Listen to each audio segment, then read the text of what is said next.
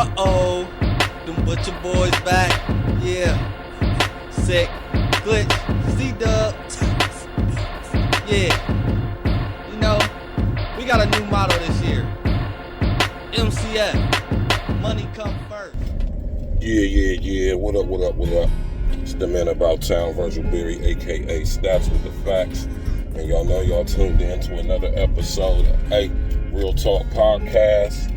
I'm just now getting off of work doing that good OT. And I've gotta make this video right here, man.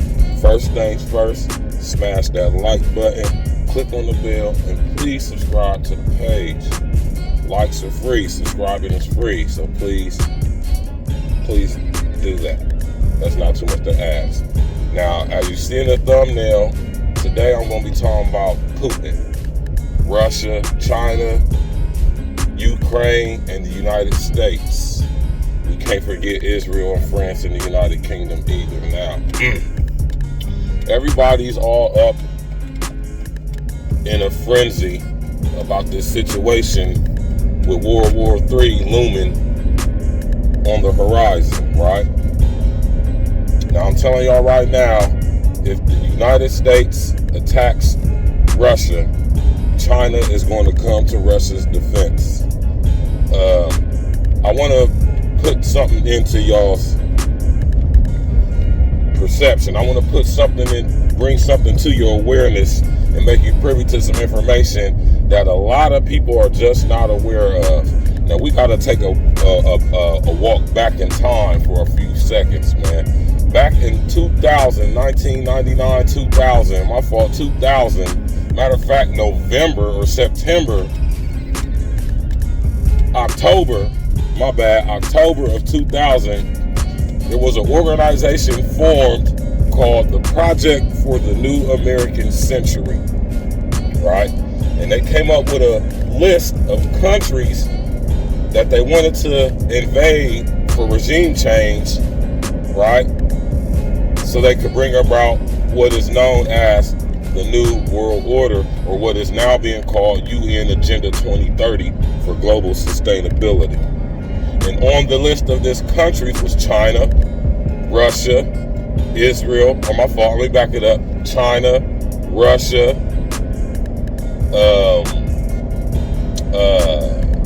Iran, Iraq, Afghanistan, right? Was it Cuba? And the other country is what's the other one? I can't think of the seventh one. But if you go look at the Project for a New American Century, North Korea, right? Now, as of present, all of those countries on those lists have been knocked off, with the exception of China, Russia, and North Korea. Now, you will ask yourself, why would the United States government, which is really the fighting force for the Rothschild regime, right? The Rothschild crime family, we're going to call them, right? You will wonder why these three countries have not been taken out yet.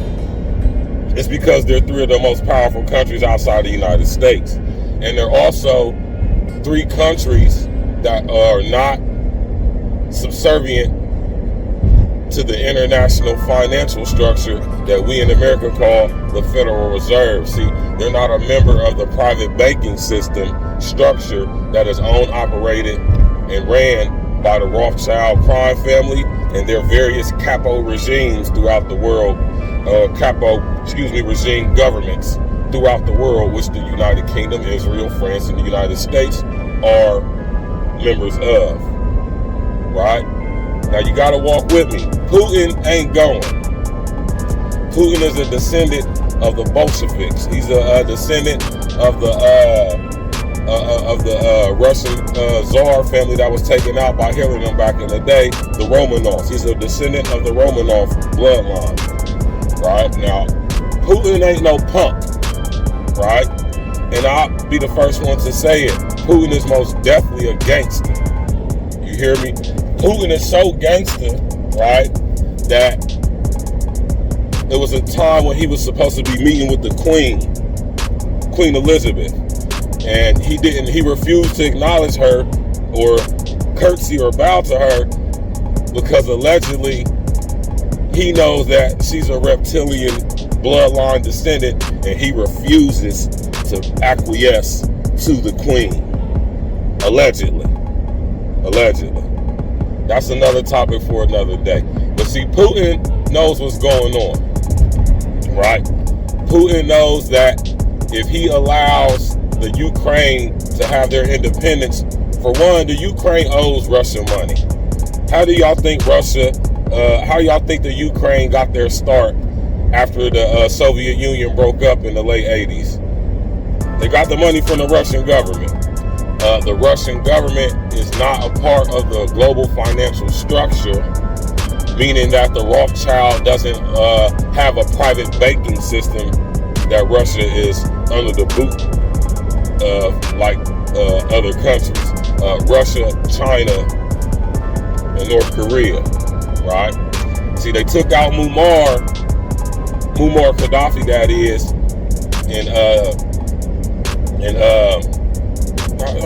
what's the name of the damn country, man? Libya. They took Muammar out because he was able to get Libya off of the Federal Reserve global financial structure, power structure. He was able to release them and free them from that by using the Federal Reserves, by using the oil reserves in Libya to pay off their debt that they owed to the Rothschilds, which he did. And he put Libya back on the gold standard. Now, another reason that Muammar was taken out is because he was experimenting in free energy.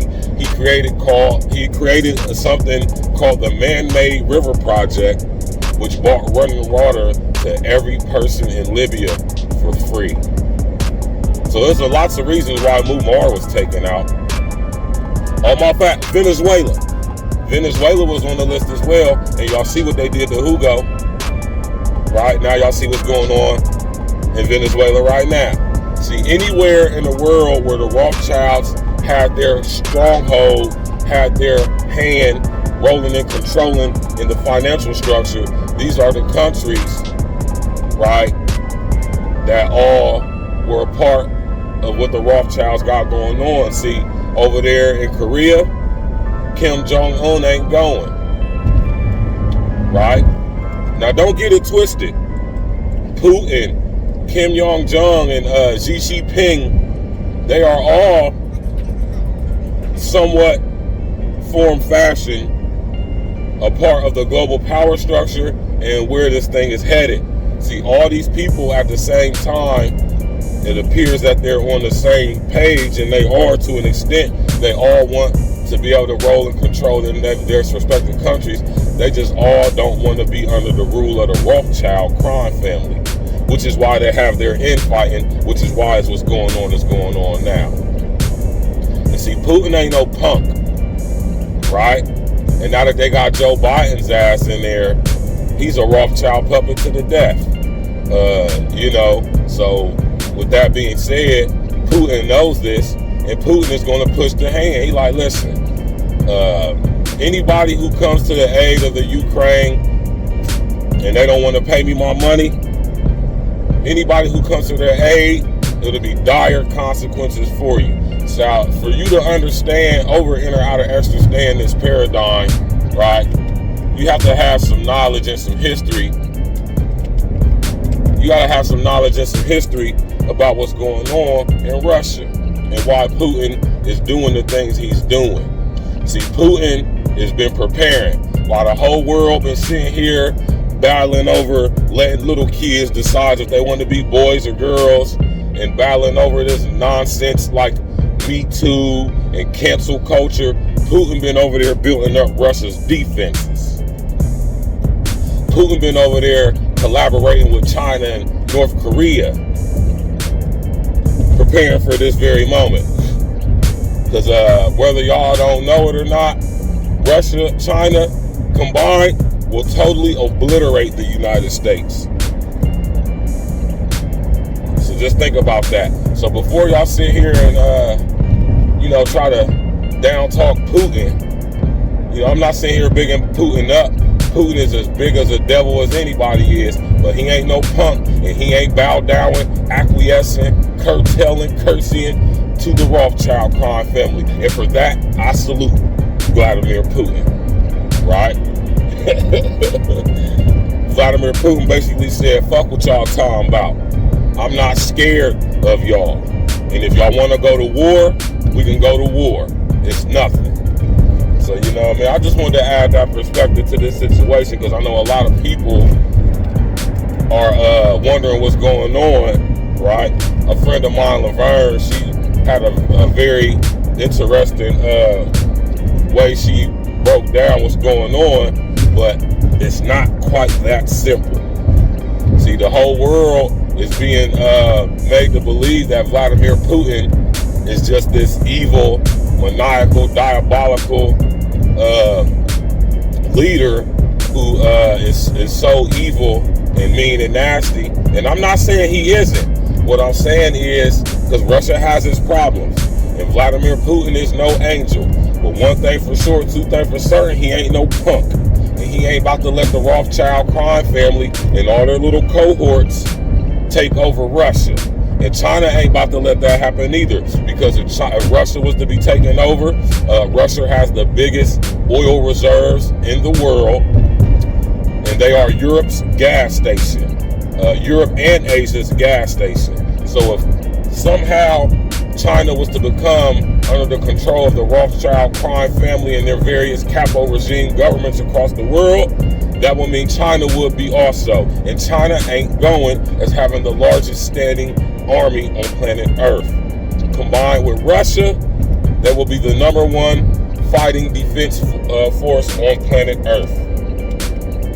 Now think about when I talk to y'all about 1984 by George Orwell, and we have the regime of Oceania, which we could say in present day time is the countries of United States, United Kingdom, Australia, France, Israel, Spain, Italy, right? And then we have Eurasia, which is Europe, and China, right? So think about that for a second, y'all. Y'all already know what it is, man. Hit that like button, smash that like button, click on the bell, subscribe to the page. World War III is on the horizon, right? And this is what they want. They want us to be at world war so they can bring in regime change and then bring in these laws, these draconian laws, United Nations Agenda 2030 for global sustainability. They want to have the whole world under the bootstrap of the United Nations, which is nothing but the Nazi Party reinvented. It's the 2022 version of the Nazi regime, which was ran and operated, funded and controlled by the Rothschilds. So y'all go do your research, man. Don't believe nothing I'm saying. Go do your due diligence. Enjoy the rest of y'all Saturday. Hey. And there you have it. E&E present. That's what the facts. The real contender. You could be anywhere in the world, but you're right here with me, baby. Thinking back when I was sitting in a prison cell, serving hard times for hard white and dingy scales. I got flicks from Rain Man through the prison mail. That nigga one of the realest, cause he didn't tell. 45's my brethren, I really love you, dog. When I would call collect, you would accept my call.